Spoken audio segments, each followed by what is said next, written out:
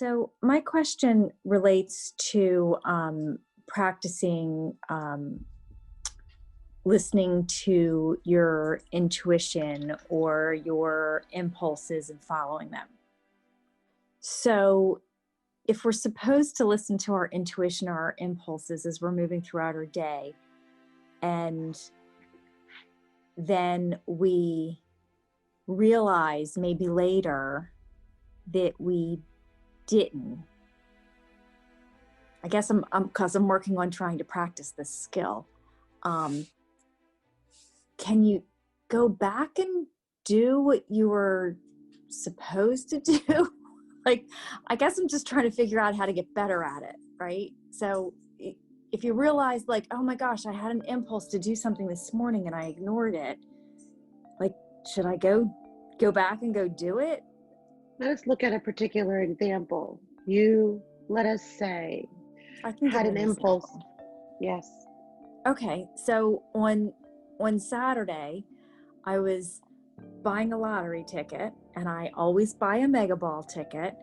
And when I went in, the woman said to me, "Today's Powerball day." And I said, "I know, but I want a Mega Ball ticket." And then while I was buying it, I had the impulse to say, well, I should probably buy a Powerball ticket too, but I didn't do it. And then as Michelle and I were talking later in the day, I was telling her about it, and I was like, oh, that was an impulse. I should have done both and listened to it. And then we were having the conversation about whether you can go back and do it later or not. And I don't know. Can you? Should you? This is kind of where my question is. How do we go about exactly honing when you realize you didn't follow an impulse? Did you miss the opportunity? Or is it worth following through on what the impulse was? Let us look at the thought processes that are behind each of those segments. So let us first begin with the thought processes that were behind the reason why you did not buy the Powerball ticket. When the original thought came to also buy the Powerball ticket, what was the thought that countered it? I always buy the Mega Ball ticket, and Michelle always buys the Powerball ticket. So when the woman said it to me, I was like, no, I always buy the Mega Ball ticket, and Michelle always buys the Powerball ticket. And I stuck to the plan. So when you said, no, I'm going to stick to the plan, yes? Mm-hmm. And this was the rationale for only buying the one ticket, yes? Right. And then later in the course of your day, you had another thought. And the thought was to still buy the Powerball ticket. Is that correct? Well, no, later in the day, I had the realization that I ignored the impulse to buy both. And then as Michelle and I were talking about it, Michelle had said, well, you could still do it. And I said, well, but what? And my question, then this is how the question came up is, well, can I still do it? Or was the purpose of the impulse to buy it at that moment? Or can I still go back and do it now? This is how the question came up, as Michelle posed it. You can still do it now. And I had the question of, can I still do it now? Or was the purpose of the impulse in that moment? Let us examine the thoughts that are behind the question. Yes? Mm-hmm. Uh-huh. The idea that the impulse can be accommodated through your actions, which are thought in motion, mm-hmm. is tied directly then to the assimilation of your acceptance of the idea that you are an unlimited being. Let us see how those two points converge. Are you limited to only experiencing a manifestation in the moment that an impulse occurs? No. And why? Because you are unlimited and you can create, and in fact, you do create every moment you are in existence. You are creating anyway. So the idea that you can be the beneficiary of an impulse only in that moment is in itself a limiting construct, is it not?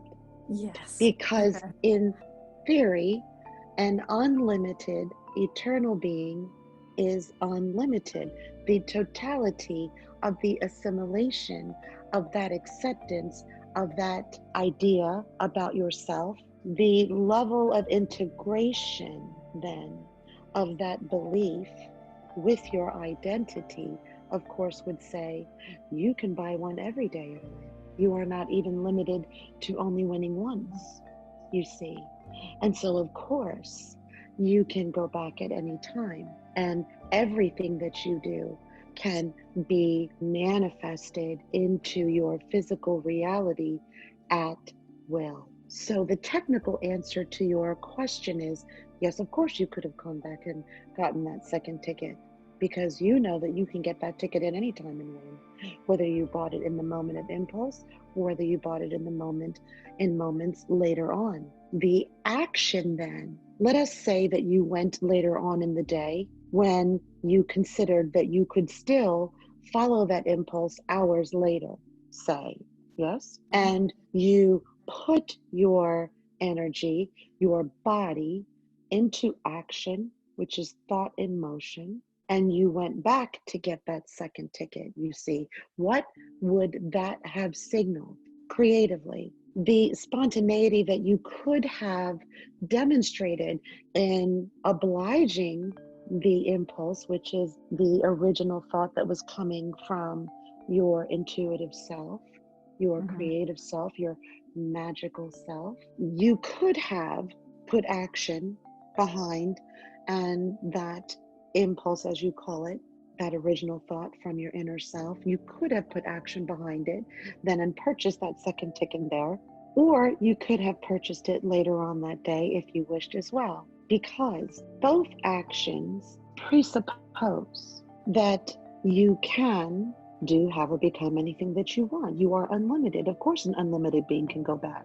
Yes, I know we can go back 4 hours later, 5 days later, one day later. You are unlimited. And so it is good that you ask this question. It is a fine-tuning question, but it is in direct relationship. It is a reflection of the level of integration of the belief that you are unlimited that is causing the question to arise, which is a good thing because you are here and you are examining now the nuances of that, which is very, very good. It is interesting because earlier, before this session began, she received an impulse. She received an impulse that said, you should remind her that there is an opportunity to ask a question. Clearly, she had no understanding of what your question would be. And for about 30 seconds, she did not follow the impulse.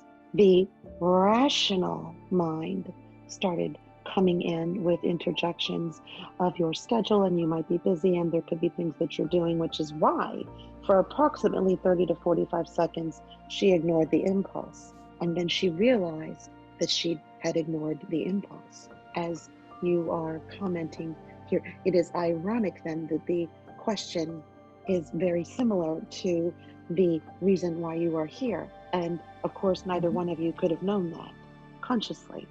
But it's the very discussion we had. And It was our so same question.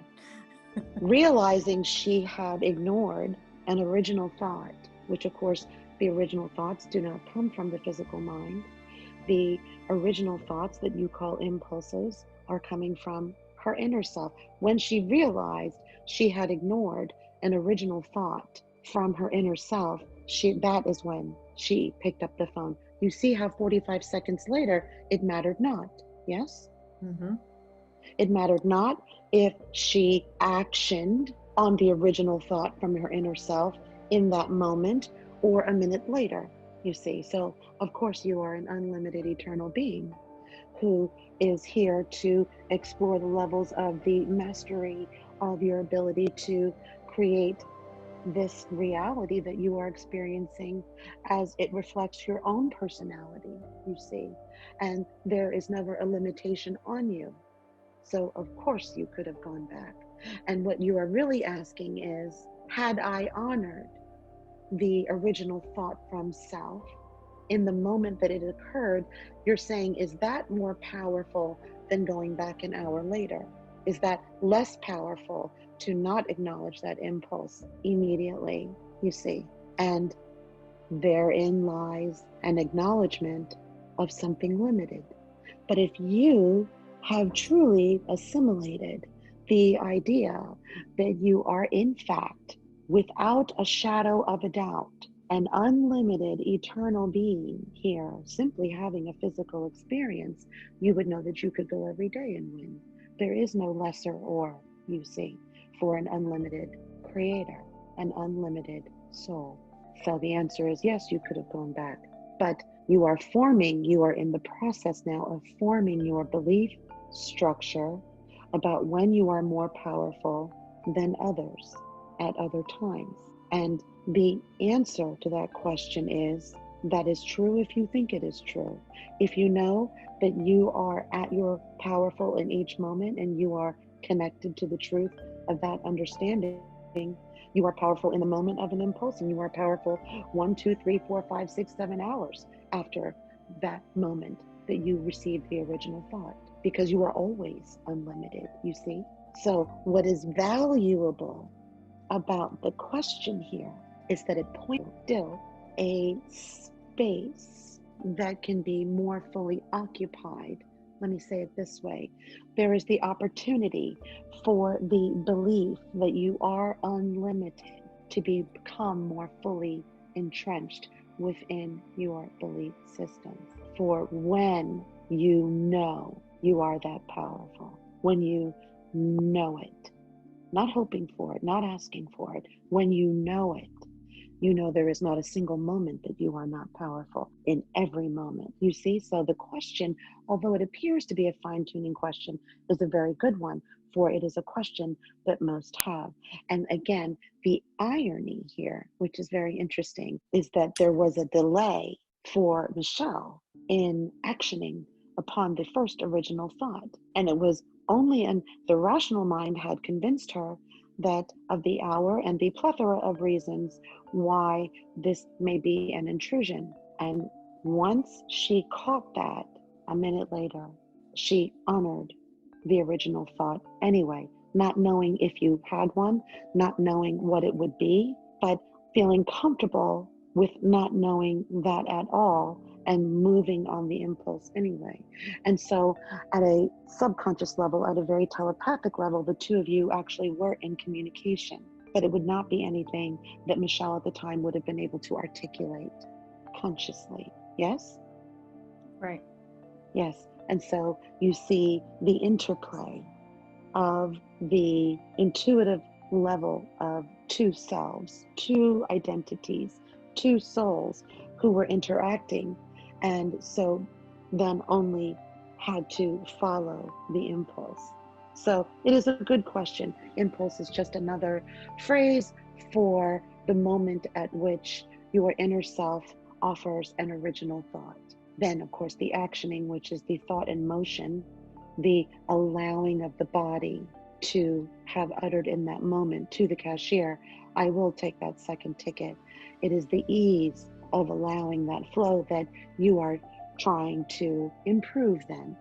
Right, exactly. From what you are saying, and what by the words that you are offering, is that you want the actioning, which is the body's movements in response to the original thoughts from inner self, to be immediate. That's what I'm trying to practice, exactly, to just flow with it. Just flow with it and allow the body to respond. And so then the next time, let us say, if the identical situation happens and the cashier says, but it's a Powerball day, yes? Mm-hmm. You can say, of course, Give me give both. me that. Give me that. Right. And just Exactly. get into Right. the flow of the energy that's flowing. Yes. But it is never too late for anything, you see, for you, ever, because you are and say it to me. You are an eternal being. the word before that. An unlimited eternal being. This is the belief that you would like to become more entrenched into your belief systems, which is not quite all the way locked in. Say it again. I am an unlimited eternal being. Having a physical experience. Oh, yeah, having a physical experience. Yes, every day, every day, every day. Say this to yourself once with no pressure. Just say it to remind your physical self, your physical mind, because it will train your physical mind to understand that it is not responsible for the totality of your experiences. You will find that your stress becomes relieved. You will find that the times when you may feel overwhelmed will be less and less, because you are, by reminding yourself of that every day once, very friendly, in a friendly fashion, you are also allowing the space, and you are creating the space for the inner self to bear more of a presence in your daily activities.